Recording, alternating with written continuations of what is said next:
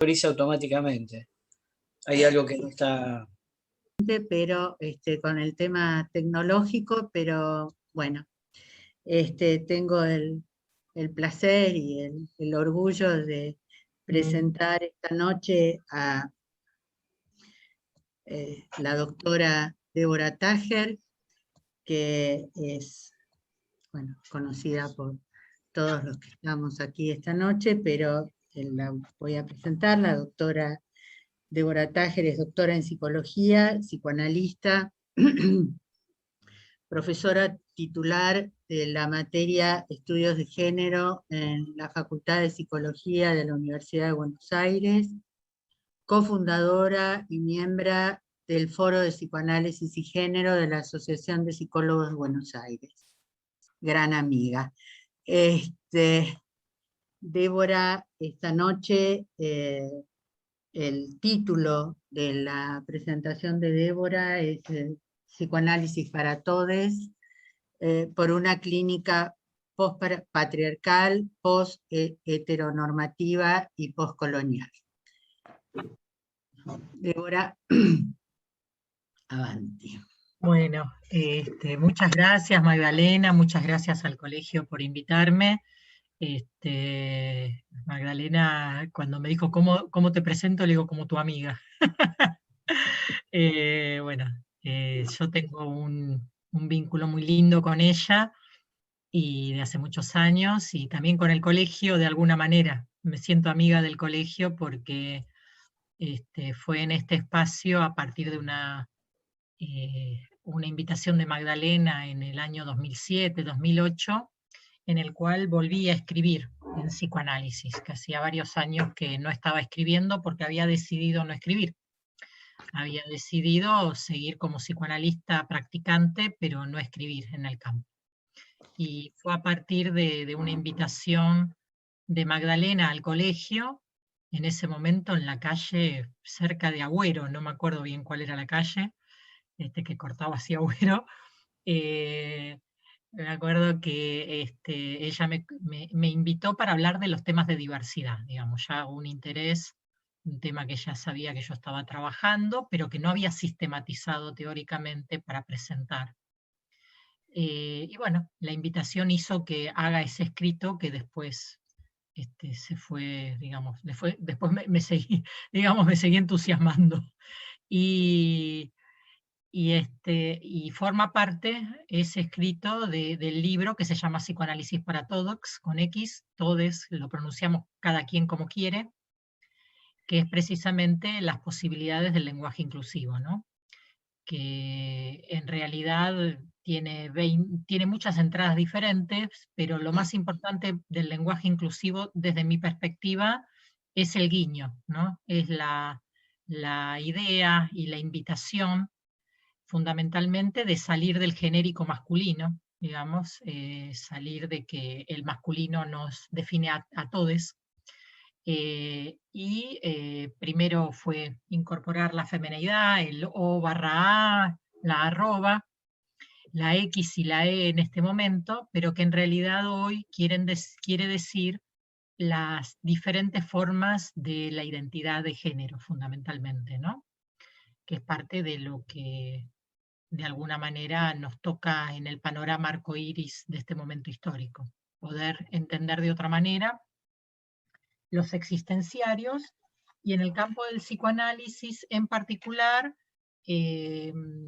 lo que a mí me gusta plantear es que no hagamos un psicoanálisis especial de los especiales, sino revisar las categorías para que puedan ser inclusivas y nos puedan dar luz de las diferentes experiencias con respecto a lo identitario y con respecto a la sexualidad, pero siempre conservando algo que para mí es importante, porque vengo del feminismo, que es entender las marcas de la desigualación de poder. No es solo diferencia y diversidad, sino que es también desigualación y es inscripción en los psiquismos de la diferencia desigualada. Esto es que si estamos en un social histórico que tiene, el género no es el único desigualador, la clase es un alto desigualador, también lo étnico, lo cultural, lo generacional, y eso marca. Y de hecho hay una categoría que se utiliza mucho en las ciencias sociales, pero que me parece que es interesante también hacerla jugar en el campo del psicoanálisis, que es la interseccionalidad, que permite abarcar la interrelación entre desigualadores de poder y también dadores de poder, porque la perspectiva de género también trabaja sobre la hegemonía, no solo en quiénes son los desigualados, sino en quiénes son los que tienen más poder y cuáles son las marcas de tener más poder, ¿no? Cuál es el modo de construcción del psiquismo cuando alguien adviene del lado de la vereda del sol, por decirlo de alguna manera, ¿no? Tanto por razones de género, de opción sexual o de clase social.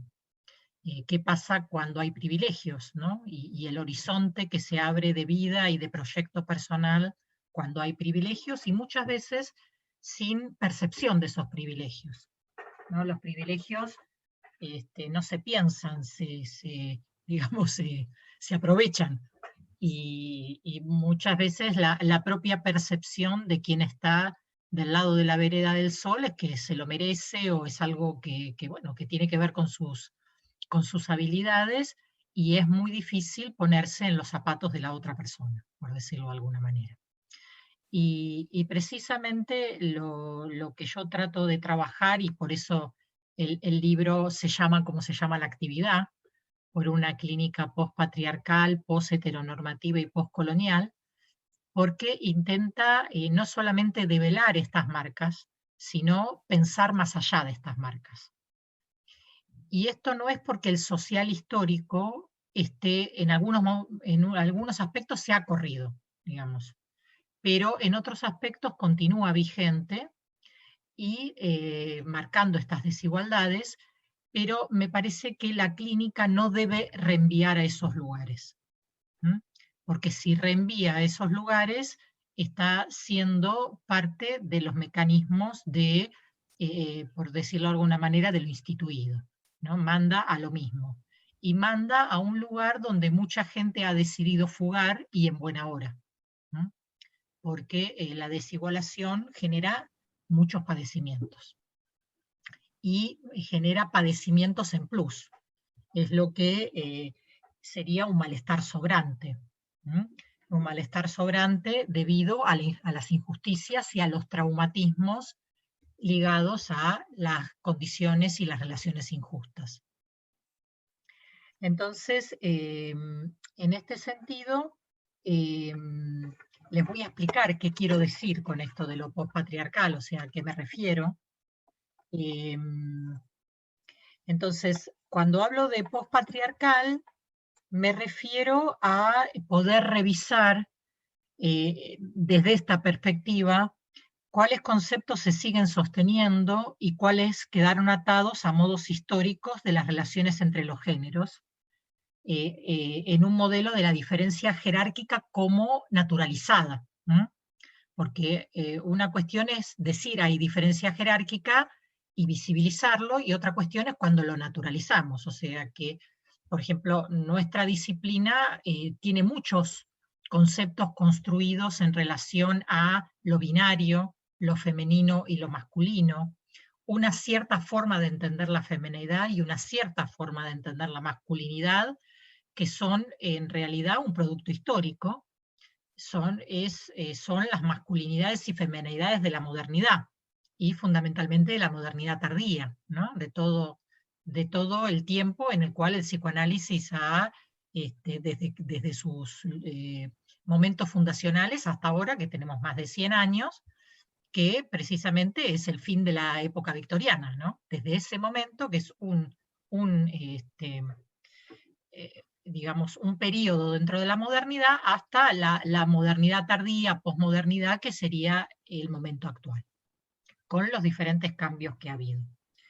Pero, por ejemplo, doy algunos ejemplos de a qué me refiero.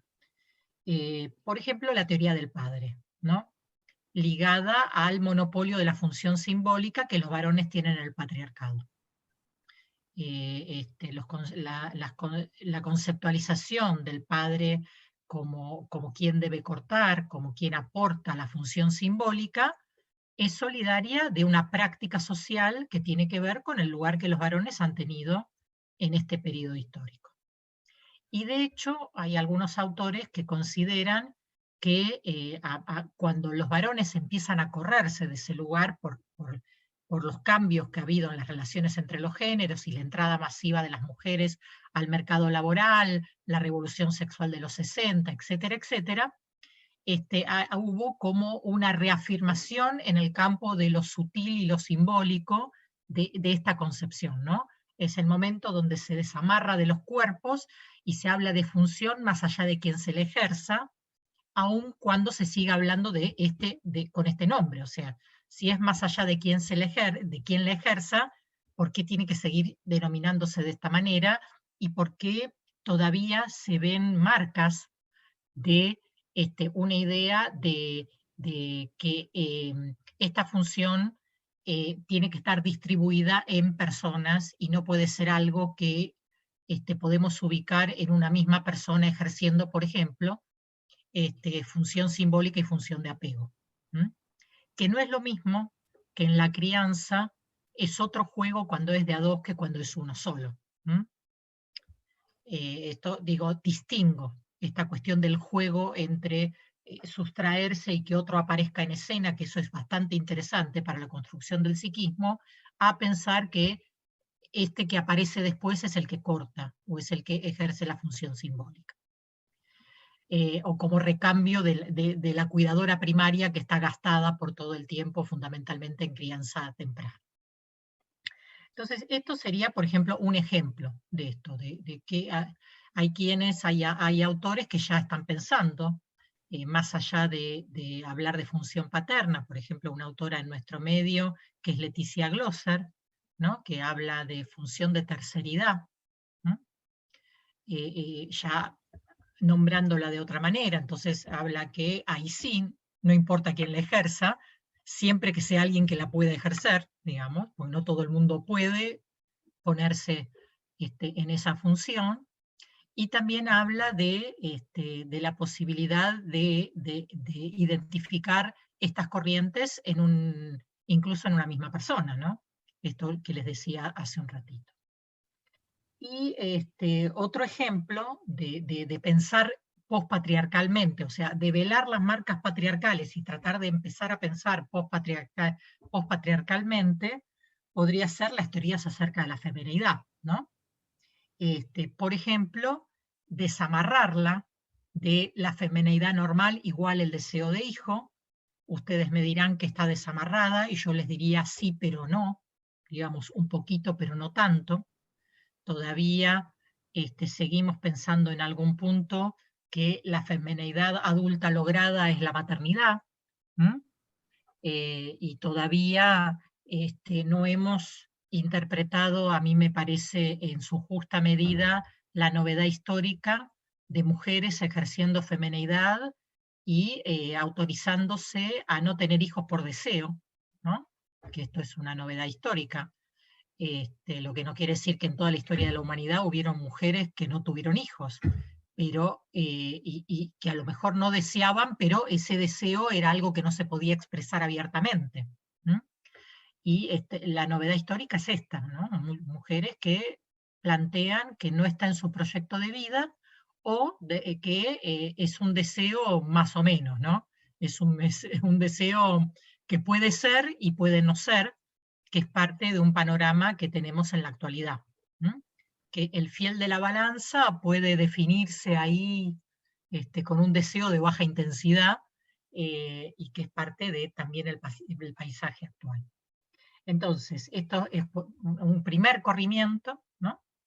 Y el segundo corrimiento, la idea de que el deseo de hijo tiene que ver con suplir una carencia. O sea, el primer corrimiento sería desligarlo de la femineidad lograda, y el segundo que el deseo de maternidad no necesariamente tiene que ver con la falta, de eso que nunca tendremos y que de alguna manera hacemos una negociación para poder jugarlo en ese terreno, sino también poder ubicarlo en el campo de la trascendencia, que todavía en términos generales y en términos de nuestra disciplina, la trascendencia no es algo que se visibilice tanto en las trayectorias de vida de las mujeres, sino que todavía tiene que ver con algo que ubicamos mejor en las trayectorias masculinas. Y en los linajes ligado a las trayectorias masculinas, tanto en el campo, digamos, de los linajes profesionales o los linajes laborales, como en los linajes familiares. Bueno, esto con respecto a lo postpatriarcal, por lo menos para sintetizar un poquito a qué me estoy refiriendo, ¿no? Elegí estos dos ejemplos, pero después si quieren, en la parte de intercambio yo voy a hacer una exposición, pero después vamos a hacer un mano a mano y podemos ver otros ejemplos y podemos pensar algunas cuestiones que ustedes estén pensando o se estén preguntando, ¿no? O estén desarrollando también. ¿Qué con respecto a lo post-heteronormativo? De la misma manera que tenemos una construcción de feminidades y masculinidades ligadas a la modernidad también ha sido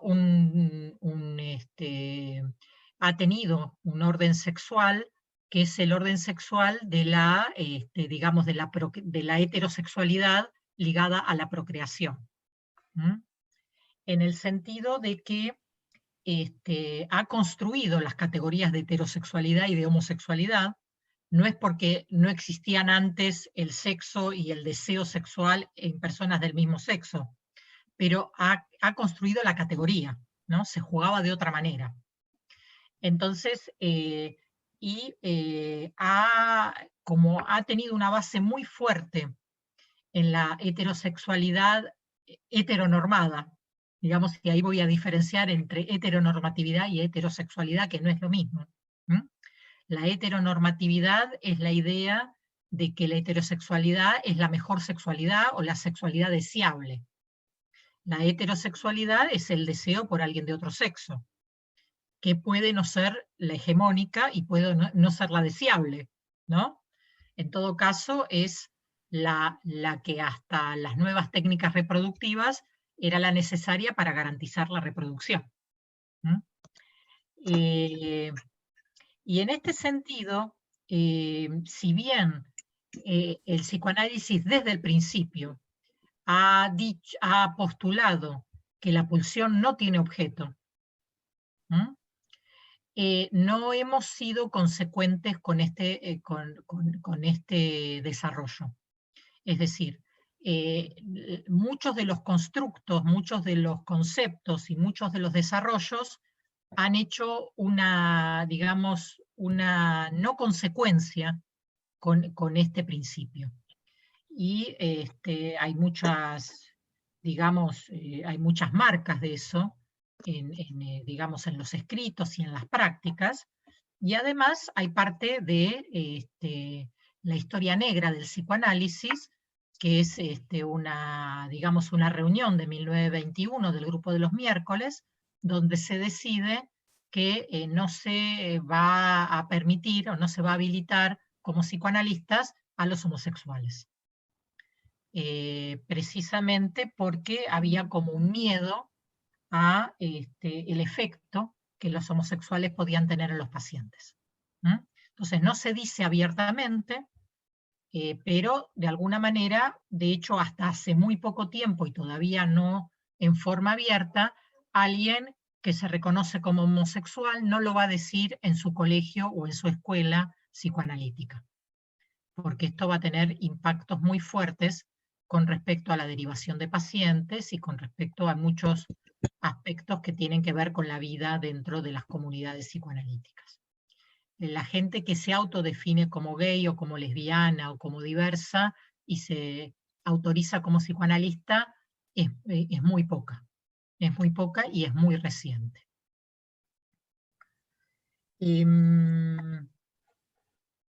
Por otro lado, y esto tiene impacto, digamos, porque ha tenido un efecto de clausura muy fuerte, y además hay muy poca tematización en nuestro campo del impacto que sí tienen otras psicologías, que es del impacto del closet. O sea, ¿cuál es el impacto psíquico de tener que vivir una sexualidad que no está legitimada?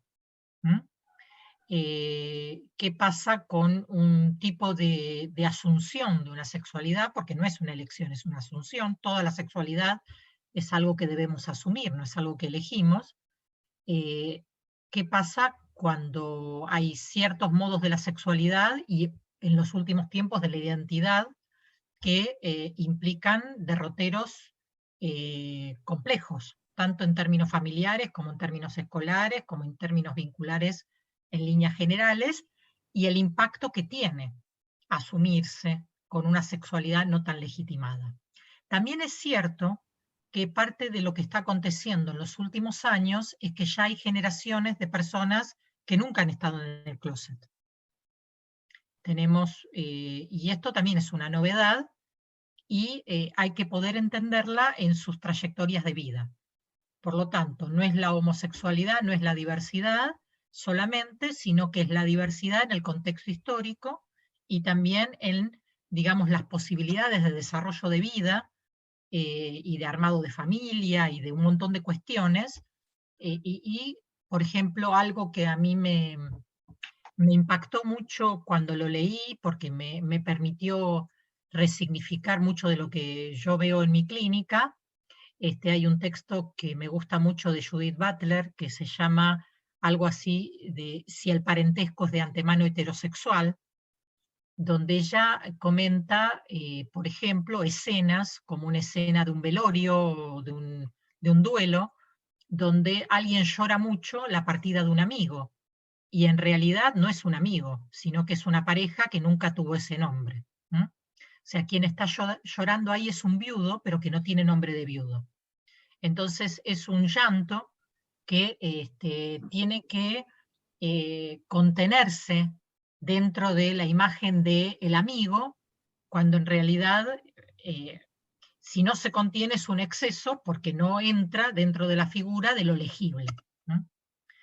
Y esto, digamos, forma parte de muchos existenciarios y de muchas trayectorias de vida, y esto, como decía hace un rato, tiene marcas específicas, por lo tanto es un problema del cual nos debemos ocupar.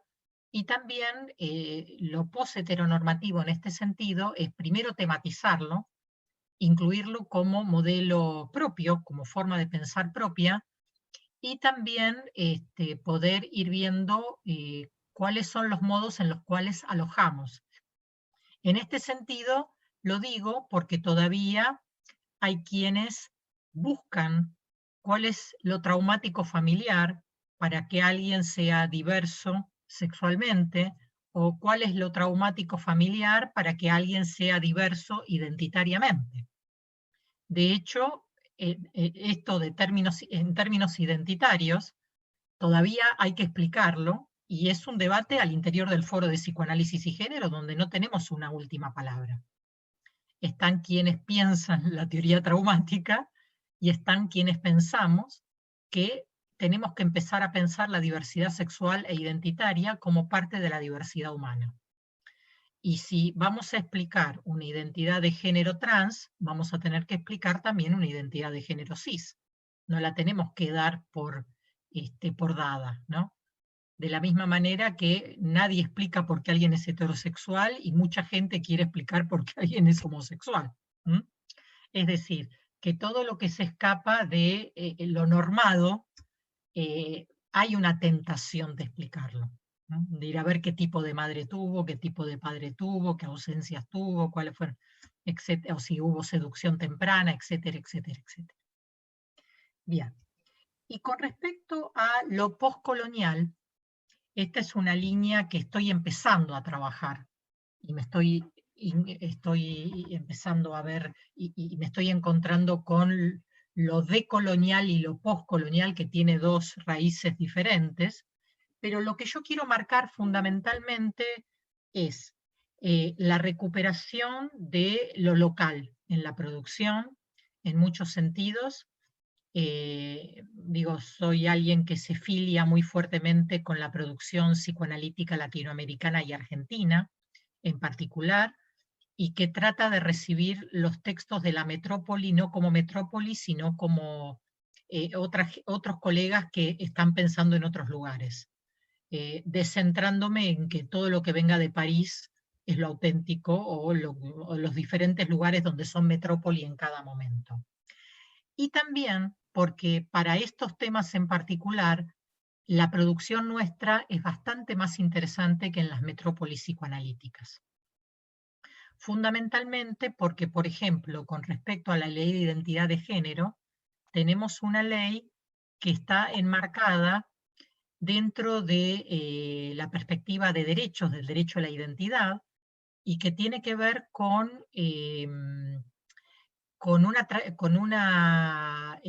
trayectoria que por lo menos a mí me gusta ubicarla dentro de lo que ha sido el desarrollo de los derechos humanos en Argentina y el derecho a la identidad dentro de la trayectoria de los derechos humanos, y todo el campo PSI que ha trabajado también en relación con los derechos humanos. Y ha dado una ley muy ejemplar y muy diferente, por ejemplo, a la ley francesa. La ley francesa, como en otros lugares, el cambio de identidad es después del diagnóstico de disforia de género. Entonces, quienes trabajamos en el campo de la salud mental somos los que certificamos, entre otros profesionales, si esa persona realmente es alguien que debe cambiar su identidad. En cambio, en nuestro país, solamente acompañamos si alguien quiere que lo acompañemos en estos tránsitos, y nos coloca de otra manera. Por lo tanto, nuestro trabajo es diferente y nuestra producción es diferente, y las personas que hacen estos tránsitos también hacen una trayectoria diferente que en los países donde es una corrección después de un diagnóstico psiquiátrico o psicopatológico. También nuestro movimiento feminista es un movimiento muy particular, muy diferente al de otros países. De hecho, hemos inventado el Ni Una Menos, y hemos inventado los encuentros nacionales de mujeres que tienen 34 años. Entonces también ha permeado fuertemente la producción local, y de hecho la Escuela Argentina de Psicoanálisis y Género tiene como 40 años en el país, y tiene un desarrollo fuertísimo que es una novedad en otros países, por lo menos de habla hispana, y en otras lenguas de las cuales nosotros recibimos aportes psicoanalíticos.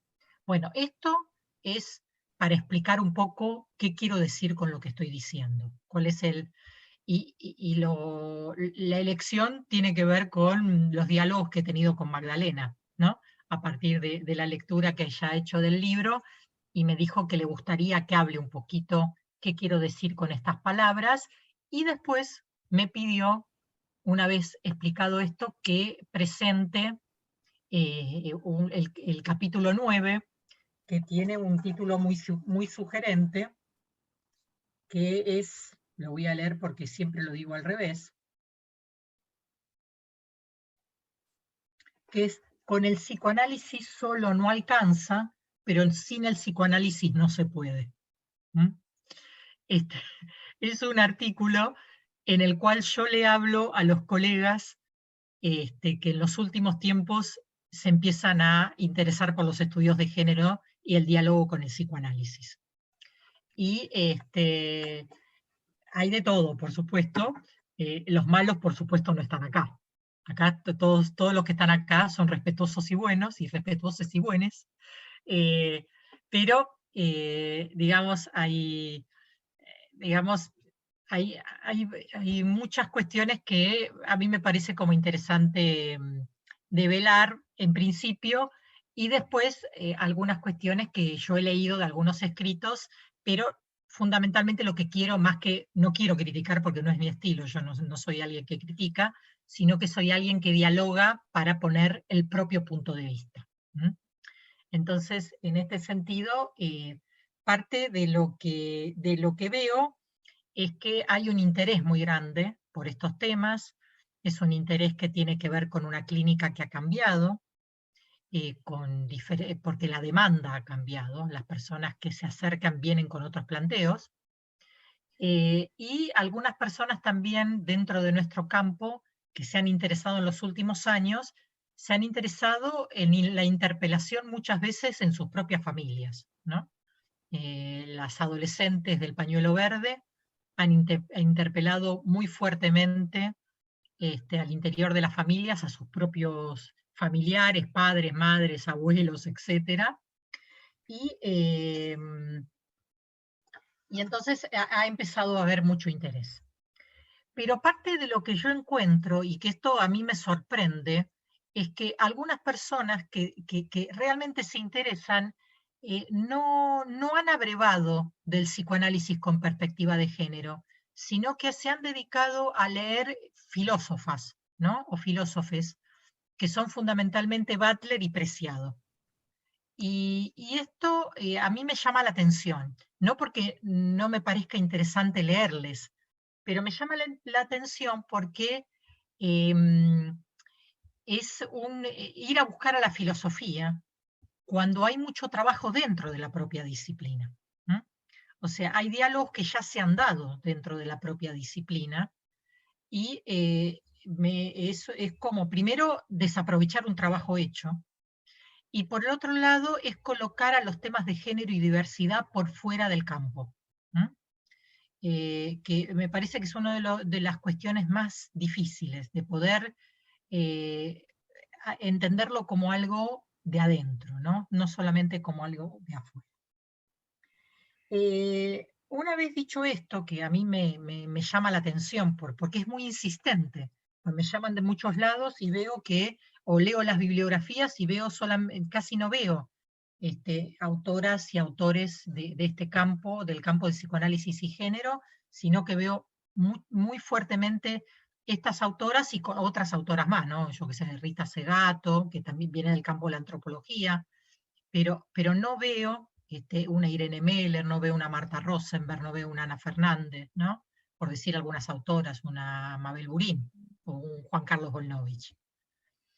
Y bueno, una vez dicho esto, por supuesto, ustedes no, les invito, digamos, a interesarse, quienes no los hayan leído. Voy a hablar de algunos conceptos. Ahora voy a entrar a algunos conceptos. Por ejemplo, el concepto de patriarcado. El concepto de patriarcado es un concepto que da cuenta de un orden en el cual vivimos, y que es un orden por el cual los varones, por el solo hecho de serlo, tienen más poder que las mujeres. Pero es un orden, no se define en el uno a uno de los varones y las mujeres. Es un orden en el cual advenimos. Y el concepto de patriarcado no explica todo, pero explica algunas cosas. Y por el otro lado, no es algo externo a nosotros. Y esto que no es externo a nosotros tiene que ver con qué idea tenemos acerca de lo cultural. Si pensamos lo cultural como medio ambiente o como escenario, o si pensamos a lo cultural y a las relaciones sociales y políticas como algo que construye psiquismo también. De hecho, el lenguaje está muy marcado por las relaciones patriarcales. Y si pensamos que estamos bañados de lenguaje desde lo más temprano, que somos hablados o habladas tempranamente, estar hablados o hablades desde un lenguaje marcado por el patriarcado hace que muy tempranamente interioricemos estas relaciones de dominación con la misma adquisición del lenguaje y desde el mismo momento en el que somos deseados y que advenimos al mundo. Porque se nos habla de manera diferencial si somos mujeres o si somos varones, se nos transmite contenidos diferentes, vamos incorporando una forma de andar por el mundo diferencial que tiene que ver con el orden patriarcal. Entonces, en este sentido, la categoría no define todo, pero marca significativamente mucho del lenguaje y mucho de la forma de andar por la vida y mucho del modo en el cual nos van a recibir con nuestro advenimiento en el mundo. Para explicarlo de alguna manera, digo que advenir al mundo del lado rosa o del lado celeste tiene componentes muy diferentes y fundamentalmente en esto que les marcaba al principio, que es en la desigualación. Voy a dar un ejemplo de esto. Las crianzas igualitarias son recién una práctica social muy de los últimos tiempos. De hecho, quienes hemos hecho una carrera profesional, como todos los que estamos acá en este momento, sabemos en nuestras trayectorias de vida que no ha sido lo mismo hacerla desde el lado rosa que del lado celeste. Lo que nuestros padres han anhelado para nosotras y nosotros no ha sido lo mismo, los permisos que hemos tenido, las expectativas puestas en unos y otros no ha sido igual. Y tampoco ha sido igual armar familia o no armar familia en relación con las trayectorias profesionales. Entonces, y esto implica permisos sociales, implica uso del tiempo libre, implica también manejo del dinero, autorización para honorarios o no. De hecho, por ejemplo, una autora como Clara Coria escribió hace más de 30 años las diferencias de autorización y de honorarios entre psicoanalistas varones y psicoanalistas mujeres. La autorización propia para aumentar honorarios, en tanto se sea varón o mujer, en la misma categoría, digamos, tantos años de recibido o no. Bueno, 20.000 ejemplos que puedo dar con esto de cómo ha marcado este tipo de el patriarcado en nuestras trayectorias de vida. Otro concepto que lo he visto en algunos artículos que he visto sobre la crítica a, por ejemplo, los feminismos juveniles que hablan de responsabilidad afectiva. Ustedes saben que esto es una palabra que utilizan mucho los feminismos adolescentes. Por supuesto, quienes hablamos dentro del campo del psicoanálisis y género, no hablamos de responsabilidad afectiva. Y no pensamos que todo lo que hacemos es consciente, sino que hay muchas cosas que hacemos que no sabemos que hacemos. Y en todo caso, el concepto que utilizamos es el concepto de responsabilidad subjetiva. Es decir, de esto que nos hacemos cargo, nos tenemos que hacer cargo una vez que nos damos cuenta de las cosas que hacemos. Voy a dar un ejemplo de esto en el campo del género.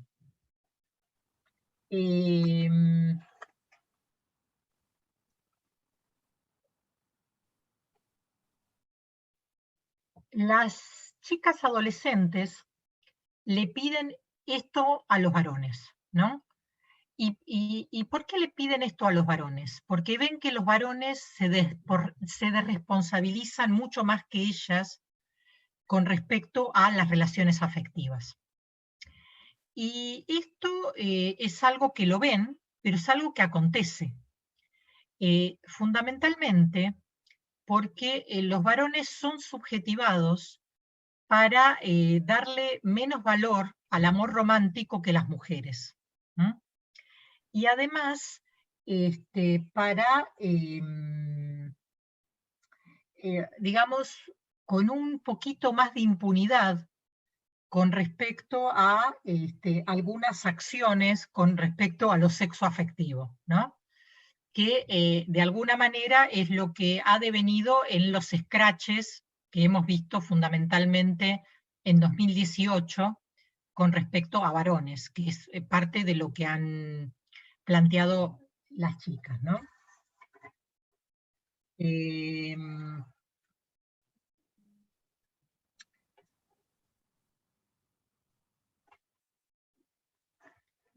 Y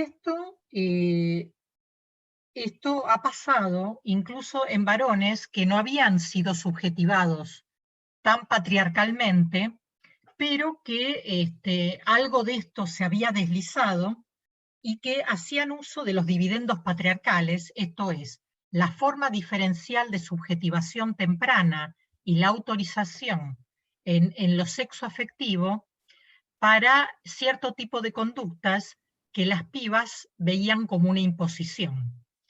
Y además, como un vuelco que ha habido en la generación de las que empezaron a escrachar, en relación con no querer entrar en el corset de género. ¿Qué quiere decir? Esto que muchas otras generaciones hemos hecho de aprender a ser mujeres adolescentes y después mujeres adultas en términos de cuidarnos nosotras de la masculinidad imparable, con una idea de que los varones hacían lo que les parecía y las mujeres éramos las que teníamos que cuidarnos y poder de alguna manera manejarnos y poner el no frente a que los varones eran como eran. Y que es precisamente lo que esta nueva generación está marcando, que no quiere ponerse en ese lugar, no quieren ser las mujeres que se cuidan, sino que quieren andar libremente, quieren estar en paridad, y quieren que los varones también se abstengan de algunas conductas y que puedan tomar el no como un no, o que puedan preguntar si algunas cosas, por ejemplo, no entender esto que se daba por descontado en generaciones anteriores, que las mujeres decimos no cuando queremos decir que sí. Esta idea del avance como parte del cortejo. Entonces, esto es parte de, precisamente parte de lo que se ha dislocado. Otro concepto, yo no sé si me estoy yendo, ¿quieren preguntar algo? ¿Quieren que abra alguna de estas cuestiones, que dé más ejemplos? A ver. Yo te diría que siendo 9:20, más o menos que 10 minutos más, y ahí le damos lugar a las intervenciones, si te parece bien, Débora. Bueno, voy a colocar un último concepto, que es el concepto de esencialismo estratégico, que tiene que ver con por qué seguimos hablando de mujeres y varones cuando decimos que el género es performativo, ¿no? Y cuando el género es una construcción social. Y ahí hay un concepto muy interesante que es el de esencialismo estratégico, que lo trae una autora que ha trabajado en Estados Unidos, pero que viene de India, que es Gayatri Spivak, y ella lo que plantea es la importancia de ponernos de acuerdo acerca de hablar de algunos conceptos, aun cuando pensemos que no son esenciales. Es decir, que si tomamos en cuenta que devenimos mujeres y varones porque el social histórico arma este tipo de subjetividades, porque, por ejemplo, nuestra generación viene de un modelo más binario que ha armado mujeres y varones, que aunque pensemos que no es esencial, es como nos autodefinimos, aun cuando exista hoy una generación que ha estallado estas categorías, y hay mucha población que no se define ni como mujer ni como varón, por ejemplo, que son las posiciones no binarias, tiene cierto sentido seguir hablando de mujeres y varones en quienes nos definimos de esta manera, porque algo hay que decir al respecto, y todavía son categorías que definen mucho de lo relacional y de lo autopercibido.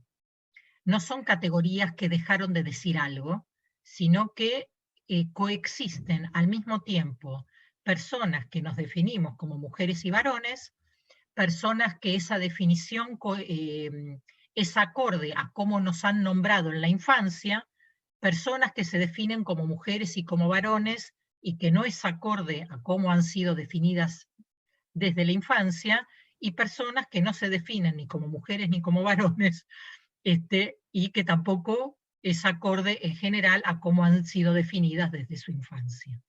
Entonces, habiendo introducido esta última categoría, abro el intercambio con ustedes para poder responder a preguntas o poder hablar de ejemplos o de reflexiones.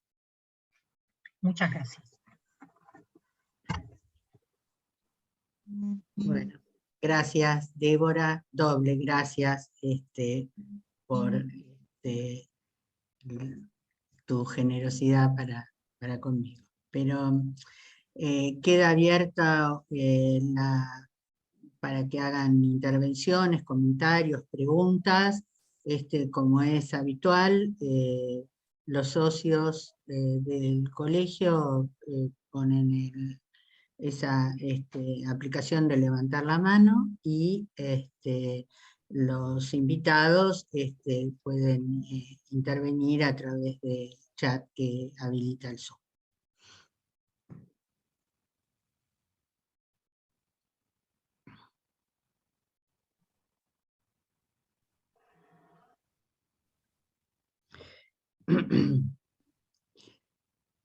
Bueno, Está mientras...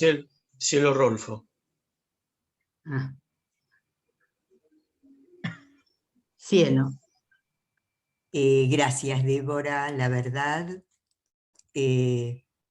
un panzazo nos damos o me doy. No quiero incluir a los demás sin hablarlo con ellos previamente. La verdad, interesantísimo, y ya me surgen preguntas. Una pregunta. Estoy leyendo el último libro de Ana Fernández, donde ella plantea que para trabajar, desde su opinión, y es algo que lo vengo leyendo en otros libros anteriores de ella, en La mujer de la ilusión, por ejemplo, donde ella plantea que para pensar cuestiones de la subjetividad hoy, y para pensar la articulación entre psicoanálisis y género, o predominantemente cuestiones ligadas al género, que inevitablemente tendríamos que partir de la transdisciplina, que partir solo de la disciplina, como serían los estudios del género en su articulación con el o los psicoanálisis, nos quedaríamos cortos, digamos. Que para pensar las cuestiones de subjetividad y de género de una manera más compleja, más rica, más íntegra, más abarcativa, inevitablemente tendríamos que partir de los estudios sociales, antropología, psicología, sociología, economistas, sociólogos, historiadores. Y seguro que me estoy dejando algunos afuera. Entonces, me pareció interesante lo que vos decís, que a vos te sorprendía cómo para hablar de cuestiones de nuestra disciplina, ahí no sé si te referías a los estudios de género o también incluís el psicoanálisis o los psicoanálisis, que te llamaba la atención que partían algunos pensadores o científicos de nuestro campo, o de los campos, partían de Butler y de Preciado, viniendo del campo de la filosofía. Esto por un lado. Esta sería una primera pregunta.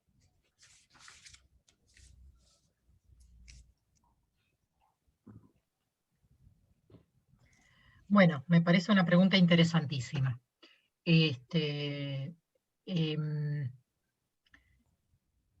A ver, por eso el título. El título es sin el psicoanálisis no se puede, con el psicoanálisis solo no alcanza. A mí me parece que esa es la tensión, en este sentido. a mí, yo interpreto lo que dice Ana en el sentido de algo que me parece muy interesante, que es que siempre el psicoanálisis ha estado abierto a otras disciplinas. Y en este momento, para poder aprender estos fenómenos, hay que poder seguir haciéndolo, quizás con otras disciplinas que con las que dialogaba Freud en su época o Lacan en la suya. Pero otros autores, digamos, por decirlo de alguna manera. Pero lo que yo quiero marcar no es esto, o sea, yo no es que me opongo a la idea de transdisciplinarse, me parece que es interesante, en todo sentido, no solamente desde el psicoanálisis, me parece que poder tener una cabeza transdisciplinaria es bueno, digamos, porque permite otra articulación. Lo que yo llamo la atención es otro aspecto. Lo que llamo la atención es que solo sea trabajos de género que no sean ya articulados con el psicoanálisis. Eso es lo que me llama la atención. No que, y esto es mi lectura, no digo que Ana diga eso, digo que yo lo digo. Entonces, en el sentido de que me parece, y en los escritos yo lo veo muy fuerte, una necesidad de seguir amarrándose a algunas construcciones de la propia disciplina. Porque hay una ¿cómo podría decirlo? Hay un trabajo al interior de la disciplina en relación y en diálogo con lo social histórico, que tiene que ver con algunos conceptos que están muy amarrados a modos históricos.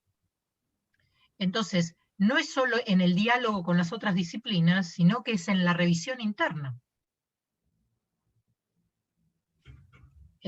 ¿Qué teoría, por ejemplo, lo que decía hace un rato, qué teoría de la feminidad tenemos en psicoanálisis? Y eso es una revisión interna. ¿Qué teoría de la homosexualidad tenemos en psicoanálisis? ¿Qué teoría tenemos acerca de la construcción de la identidad y la relación de la identidad de género con la construcción de la identidad? Y este es un trabajo al interior de la disciplina, que está interpelada, por supuesto, por los estudios de género, pero por unos estudios de género que hace psicoanálisis hace 40 años.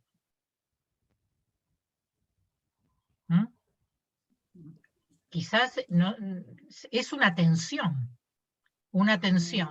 entre la necesidad de transdisciplinarse para nutrirse de lo que el social histórico tiene de las otras disciplinas, pero también es un trabajo de buceo en las propias categorías, y porque el psicoanálisis tiene muchas de estas, porque como la feminidad y la masculinidad, la masculinidad hace poco, porque en muchos psicoanálisis hay teoría del sujeto y de lo femenino, cuando no, digamos, cuando hay algo que en las mujeres no encaja. Muy recientemente hay teoría de la masculinidad en psicoanálisis, que tiene que ver con un modelo de la modernidad que es antropologocéntrica en términos de Derrida, ¿no? Donde si los varones han tenido, nosotras somos recién llegadas a la academia, en el sentido de que hemos sido habladas. Entonces, desde que las mujeres estamos en el campo, empezamos a hablar en voz propia y le dimos voz. De hecho, por ejemplo, el mismo Freud le reconoce a Jean Lample de Groot la transferencia predípica con pacientes mujeres, haber reconocido eso. Y aparte, él dice que no es lo que él proyectaba, ¿no? En términos transferenciales, que no se jugaban los análisis de las mujeres con él. O sea, hay algo de la experiencia y de la palabra y de la propia escritura de las mujeres en psicoanálisis, de las diversidades en psicoanálisis, que están dando novedades al interior de la propia disciplina.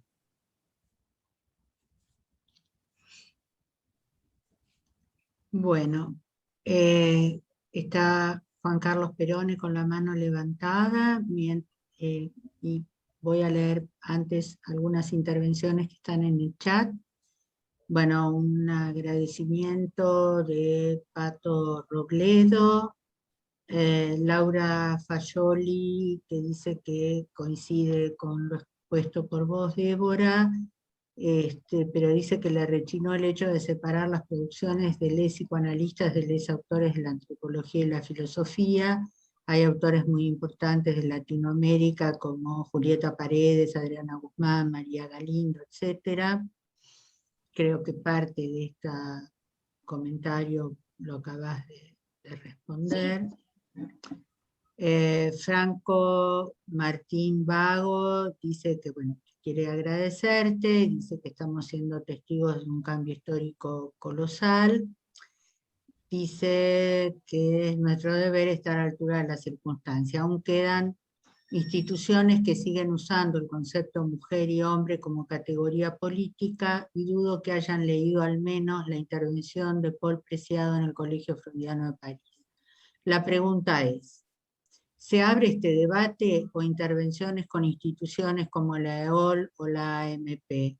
¿O solo hay resistencia para cuidar reliquias teóricas? Bueno, yo te cuento que a mí me han invitado Leol. Así que he ido a un coloquio sobre feminismos que hicieron en el año, no me acuerdo si 2019 o 2018, desde un dispositivo que ha creado Miller, que se llama SADIC, para pensar lo político.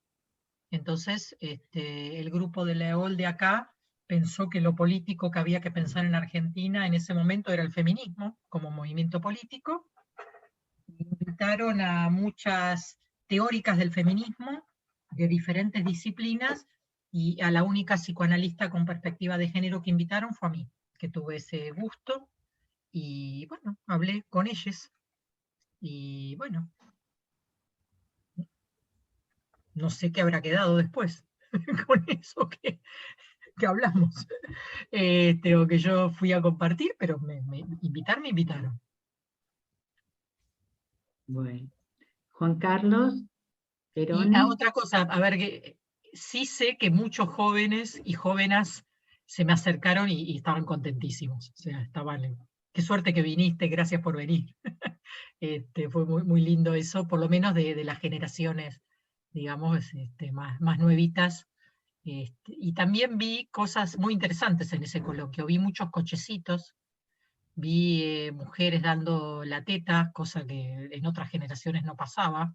Si estabas dando la teta no ibas al coloquio de la EOL, ni a ningún otro coloquio. Entonces vi algunas cosas interesantes. Esas cosas que ves, que a lo mejor no es lo que se dice, pero es lo que se ve. Y con esto me da la oportunidad de decir que también hay algo que viene desde abajo. Yo lo veo mucho en la facultad, de algunas cátedras psicoanalíticas muy cerradas, pero que las generaciones nuevas, que tienen otra permeabilidad y otras prácticas, están pensando otras cosas. Bueno, Juan Carlos Perone. Bueno, en primer lugar, agradecerte el desarrollo complejísimo, con una multiplicidad de dimensiones que, referido al problema, digamos, central que estás tratando, particularmente a la vinculación, o a la necesidad de vincular desde el punto de vista del psicoanálisis la cuestión que has traído. Creo que necesito volver a leer tu exposición, que tiene una complejidad, digamos, que hace necesaria una relectura. Pero para vincularlo con la cuestión psicoanalítica y especialmente con algún momento de tu relato donde hablaste de las relaciones psicoafectivas, digamos, de las chicas con los varones o de las mujeres con los varones, en la línea de lo erótico en juego, donde apareció la idea de varón avasallante, digamos, pretendiendo o no aceptando que cuando las chicas dicen no es no, o en todo caso pretendiendo que se hagan cargo de las consecuencias de esa actitud imparable. La verdad que me quedé pensando en lo de imparable, pero en un sentido distinto y psicoanalítico tal vez. ¿Qué tiene que ver esto? ¿Cómo se lo puede vincular? Incluso como protección, esa presunta actitud de avasallamiento y de ventaja, con el hecho de que no se te pare. ¿Y de qué manera nos corresponde a los psicoanalistas tener en cuenta cómo protege esta construcción social a los varones del miedo que le tienen a las mujeres? Bueno, yo estoy de acuerdo, pero porque esto yo lo he escrito, digamos, o sea, yo traté de dar algunas pinceladas de algunas cosas. Esto está mucho, se puede leer mucho más fácil en el texto, de que es el libro nuevo, el mío, que ahí lo voy explicando cada cosa, pero yo de acuerdo con vos, porque primero que siempre la otra persona es inquietante, ¿no? Y en este caso, o sea, yo un poco lo que discuto es la idea de que las mujeres somos inquietantes, ¿no? Porque parte de la construcción es que las mujeres somos inquietantes para los varones y somos inquietantes para las mujeres, ¿no? En realidad, la otra o el otro siempre es inquietante en la sexualidad. Y en el encuentro también, no solamente los encuentros sexuales, pero los encuentros sexuales especialmente. Entonces, yo creo que, como bien decía Juan Carlos, esto es un modo de semblante que se ha construido históricamente, es un modo de semblantear, que es un modo moderno de semblantear frente a la inquietud, frente al miedo, ¿no? Pero de hecho lo que está pasando es que hay que empezar a semblantear de otra manera. O sea que los modos de relacionarse desde la inquietud, desde el miedo, del miedo al rechazo, del miedo a no estar a la altura, que es lo que siempre acontece en un encuentro con un otro, más cuando es un encuentro que es una novedad. Entonces, digamos que la interpelación tiene que ver con modos diferentes y además porque también las mujeres no se rehúsan.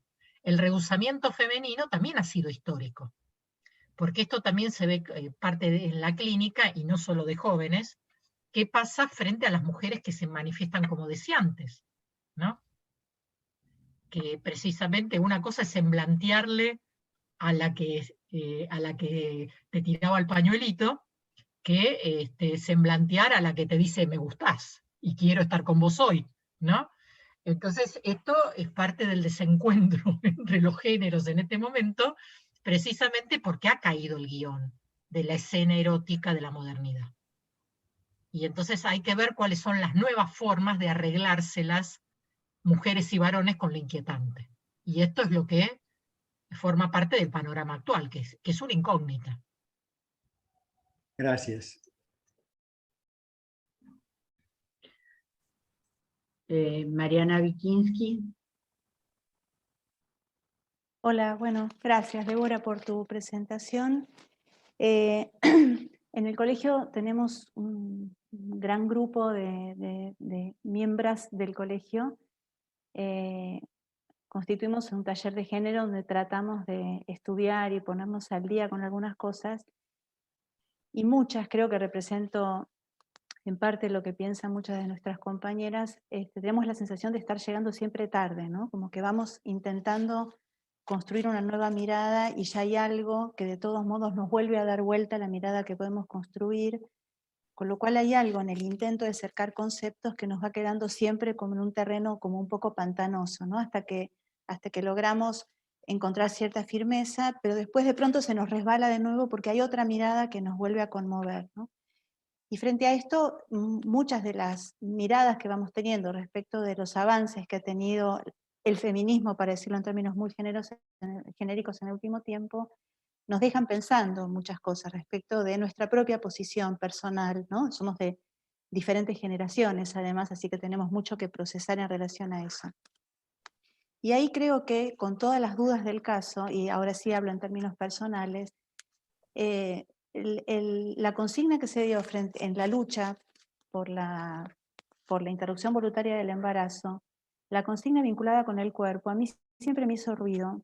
Quizás no entendí mucho por qué, pero esta cuestión de la reivindicación de ser dueñas de nuestro cuerpo, me parecía que dejaba la consigna en un lugar políticamente muy complicado. Ahora creo entender un poco mejor por qué después de escucharte. En la primera versión de eso que me parecía complicado, creía entrever como un planteo que podía leerse como una especie de reivindicación narcisista, digamos, ¿no? Hedonista del uso del cuerpo, poco estratégico desde el punto de vista político, ¿no? Como poco adecuado para poder funcionar como en una interlocución fluida con quienes no tenían esa posición de antemano. Y ahora entiendo que quizás había otro obstáculo, que es que no termina de poder establecerse quizás el no deseo de maternidad de la interrupción voluntaria del embarazo. Es decir, que hay otra causa. Yo lo que planteaba es, bueno, no querer ser madre, pero de ese bebé. Pero ahora me parece que quizás lo que todavía el movimiento feminista no pudo poner realmente en escena de una manera plena es la interrupción voluntaria del embarazo por el no deseo de maternidad también, no solo por la atribución del uso autónomo del cuerpo y del placer. Con lo cual quiero decir que estas marcas de lo patriarcal va teniendo como remanentes, incluso quizás todavía ni siquiera capturados, digamos, por todos los movimientos que tienen claramente una posición, digamos, revolucionaria en términos de los lugares que han tenido las mujeres, pero que quizás todavía tienen como efecto de arrastre algunas premisas que nos constituyeron también subjetivamente, ¿no? Bueno, yo te voy a decir mi propia percepción. O sea, yo también siento y percibo que siempre estoy atrás. Porque me parece que hay algo que no es que es lo último que se publicó, no atrás de lo último que se publicó, sino que siempre hay novedad. Y me parece que estamos pensando al mismo tiempo que están pasando las cosas. Estamos en tiempo real. Entonces, a mí lo que me gusta decir es que yo pienso esto hoy y que además me reconozco que pienso diferente y entiendo algunas cosas muy diferentes a como las pensaba hace 5 o hace 10 años. Porque me van cayendo fichas y voy pudiendo pensar de otra manera. Te doy ejemplos. Me acuerdo cuando hice mi primer escrito sobre infancias trans, ¿no? Yo estaba muy influenciada por algunas cuestiones que había dicho Silvia Bleichmann, que fue la que abrió para que podamos pensar algunas cuestiones. Y en ese momento la idea de que, bueno, la idea de una identidad lograda o una identidad mimética, ¿no? Y entonces lo trans sería solo las identidades logradas. Y en realidad no. Digamos, lo trans puede ser en cualquier estructura clínica. Totalmente. ¿No? Y eso lo entendí después. De hecho, cuando escribí mi primer escrito, puse lo que pude poner. Y yo creo que 5 años después pude entender mejor qué era lo que quería decir en ese momento, ¿no? O sea, como algunas cosas que son intuiciones en algún momento, después van cayendo.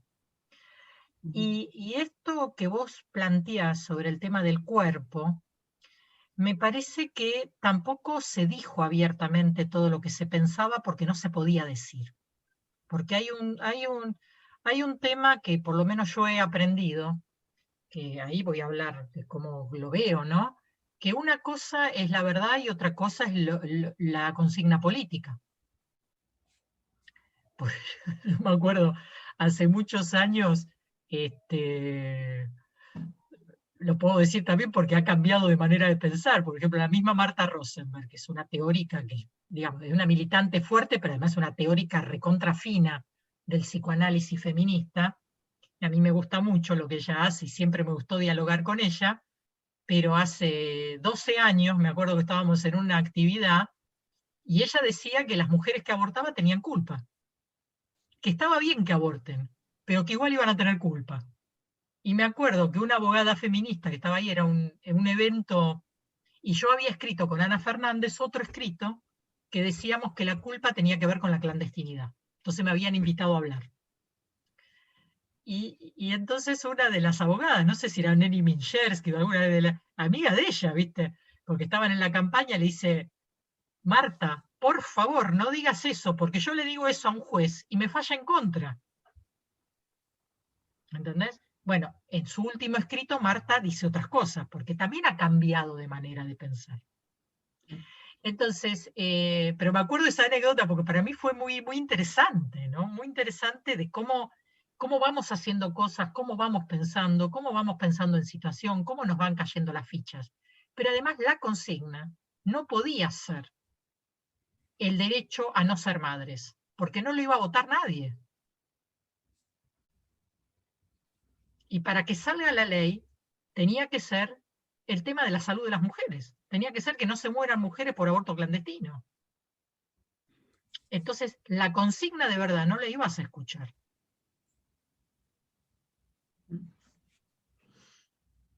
Que era en realidad la posibilidad de una femineidad no procreativa. Y que sea una femineidad válida de la misma manera que el derecho a tener una maternidad deseada y que el derecho que tenemos a ser deseados. Que no quiere decir haber sido programados, sino ser alojados. Y de hecho, quienes trabajan niños lo saben perfectamente, el impacto de cuando un niño adviene no alojado. Las maternidades forzadas, incluso las maternidades que no han sido frutos de violación, pero que en realidad responden a negociar con el deseo del otro cuando no se tiene deseo. Que el deseo que se tiene a lo mejor es de estar en la pareja, de estar en familia, de estar acompañada, pero no deseo de hijo. Y de hecho ves, y en los consultorios lo vemos, la cantidad de impacto que tienen en esos embarazos, de las lactancias, en la crianza, de haber cedido ahí. ¿No? Entonces me parece que esto es parte de quizás lo interesante para irlo pensando y de la misma manera, bueno, Cielo trajo el libro de Ana Fernández, ¿no? Que tuve el gusto de ser una de las presentadoras y también tuve el gusto de presentar el libro de Marta, el nuevo libro, con sus aportes, y leyendo a Ana, que es alguien con quien trabajo hace 30 años y que dialogo un montón, le di otra vuelta a algo con respecto al tema de los varones. Porque ella plantea ahí algo que me parece muy interesante. Yo planteo, por ejemplo, el doble estándar, la doble vara de los varones. Que la subjetivación en la masculinidad hegemónica no coloca a las mujeres en el campo del semejante. Y por eso hay una doble vara con respecto a la eticidad entre varones y con las mujeres. ¿Mm? Pero lo que plantea Ana en el texto, cuando habla del estrago paterno, muestra la cantidad de abuso sexual en mano de varones y en mano de padres varones, que tiene que ver con una no coartación de la propia sexualidad. Esta idea de entender la legalidad, de esto que Silvia nos explicó con norma, autoridad y ley, cuando plantea que el Edipo es no la imposición de la propia ley, sino el atravesamiento en el sujeto para después transmitir es eso. Eso la masculinidad hegemónica no lo tiene. Y no son ni psicóticos ni perversos, sino que es algo que por el privilegio no lo hacen. Y si se les para y te quieren apoyar, ¿por qué no te van a apoyar aunque seas la sobrina o la hija? ¿Mm? Porque está lleno de eso y la gente cada vez lo cuenta más. Está lleno los consultorios de que la gente te cuenta los abusos sexuales. De hace 20, de hace 15 años, de hace 10 años, de hace 5 años.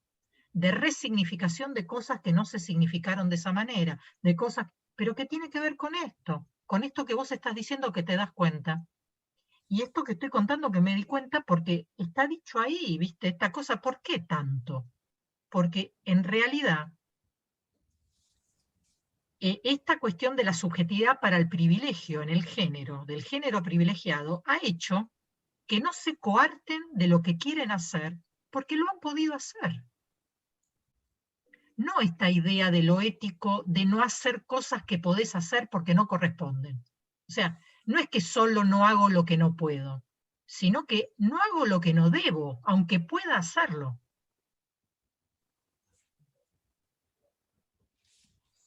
Y esto es muy fuerte.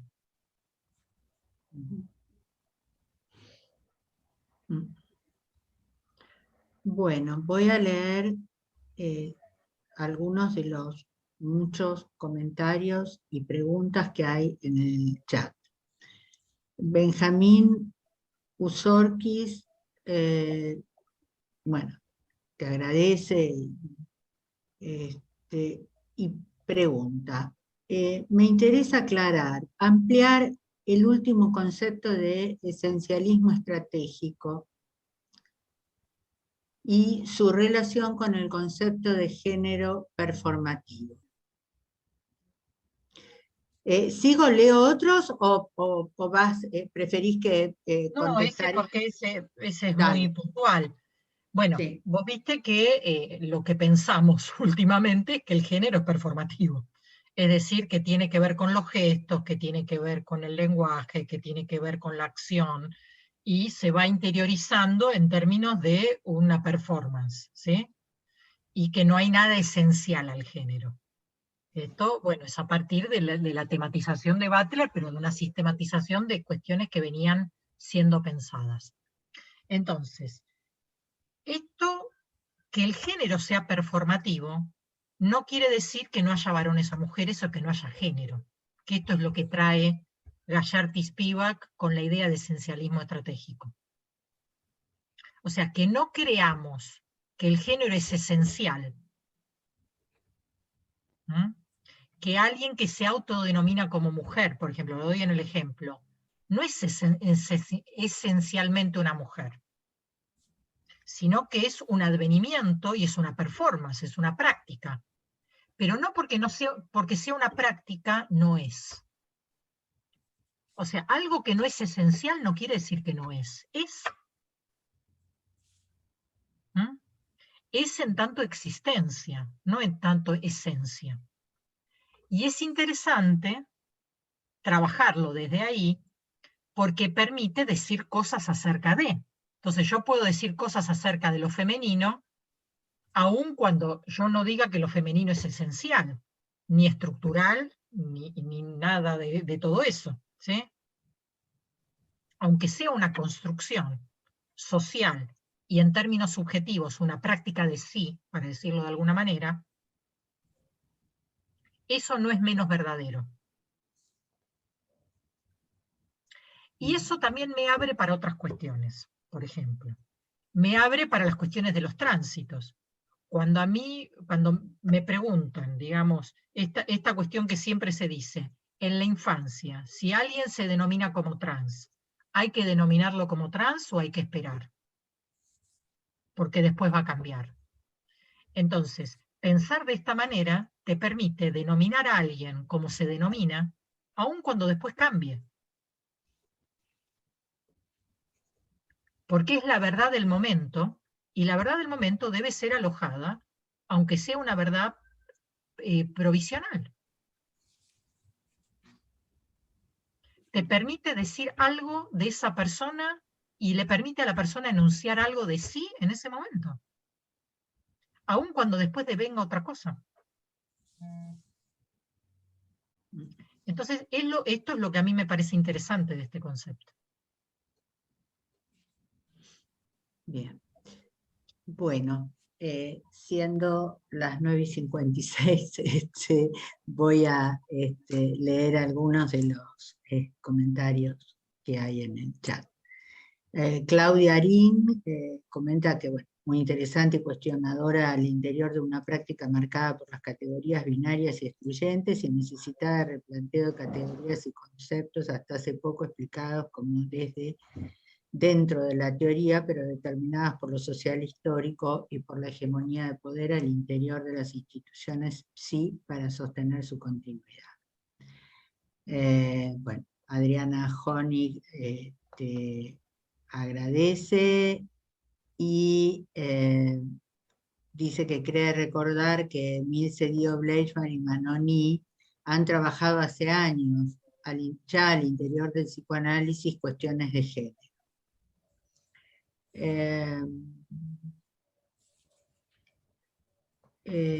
Franco Martín Vago dice que quiere saber qué pensás del concepto empuje hacia la mujer en la psicosis y siguiendo el tema de la sexuación del otro goce referido al goce femenino.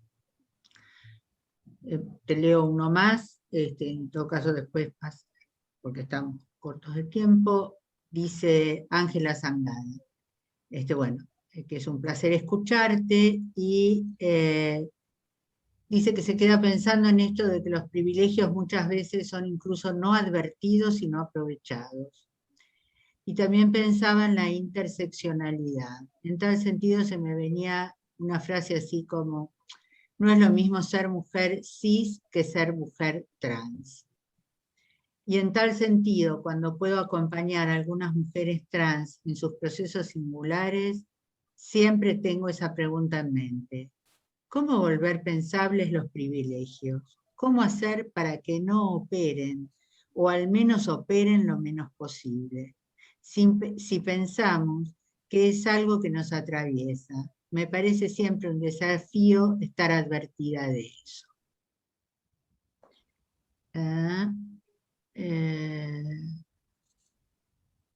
Bueno.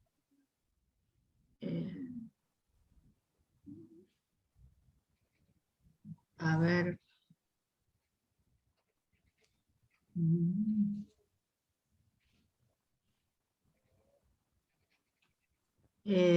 Una pregunta de María Ángeles, que no veo completo el apellido acá en mi chat. Dice que le parece interesante la idea de traer como primordial lo cultural como aquello que construye psiquis. Sin duda es importante pensar desde las instituciones y dispositivos para que se deje ese lenguaje marcado desde lo patriarcal. Y hacer consciente de las prácticas que son patriarcales, porque se dejan marcas a aquellas personas que transcurren las instituciones desde el día 1, ¿no? Bueno, después una cantidad de agradecimientos y halagos. Avanti, Débora. Bueno, digo, yo también estoy muy agradecida con todos ustedes. Hay mucha gente muy querida de diferentes ámbitos de mi vida y de mi trayectoria profesional que están acá, así que les mando un cariño muy grande y es un gusto estar acá con ustedes. Y no sé si diría mucho más, me parece que podemos seguir hablando de muchas cosas. Me gustó mucho intercambiar. Me